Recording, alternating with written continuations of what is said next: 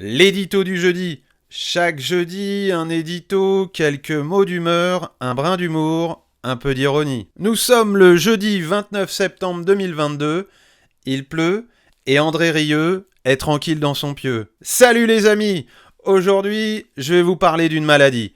Hypochondriaque, passez votre chemin. Cette maladie attaque tout le monde, sans préférence. Elle n'a pas de genre, elle n'a pas d'orientation sexuelle, elle n'a pas de race, ni de préférence religieuse. Elle touche tout le monde, les gros, les maigres, les petits et les grands. Elle est impalpable. On l'a tous et toutes à portée de main, on la caractérise chacun, et pourtant elle perdure à travers les siècles. Des chercheurs en ont même trouvé des traces chez nos ancêtres. Me demandez pas comment, mais croyez-moi. Cette maladie est partout autour de nous. Elle n'est pas mortelle, mais ça reste un virus. Et quand tu l'as chopé, c'est pas simple de t'en débarrasser. Il arrive même que ce soit génétique, un truc de père en fils, enfin je sais pas trop. Elle est partout, je vous dis. Et vous l'avez même peut-être déjà.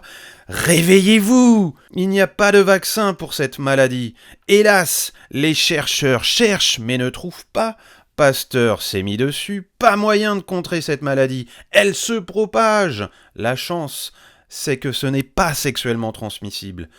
Ouf, on peut baiser tranquille. Cette maladie est partout, je vous dis, dans toutes les familles, dans toutes les couches sociales, même nos politiques en sont atteints. C'est le drame, et ça peut causer la fin de notre espèce. Cette maladie engendre des guerres, elle a un ego gros comme mon ventre et se balade avec son petit sourire en coin. Je mate les réseaux, la maladie s'éclate comme une petite folle, elle fait la fête, t'as l'impression qu'elle a pris une nouvelle drogue tellement elle est gonflée à bloc. On ne sait pas trop d'où vient cette maladie, mais ce qui est certain, c'est qu'elle a de beaux jours devant elle. Cette maladie, vous l'avez certainement reconnue, c'est la connerie. Et si je vous en parle aujourd'hui, c'est pour témoigner et montrer aux plus jeunes d'entre vous qu'on peut en être atteint et pourtant bien vivre. Certes, les crises sont virulentes, surtout quand tu t'excites à la sortie du dernier smartphone de ta marque préférée. Certes, elle n'est pas simple pour les partenaires, mais on fait avec.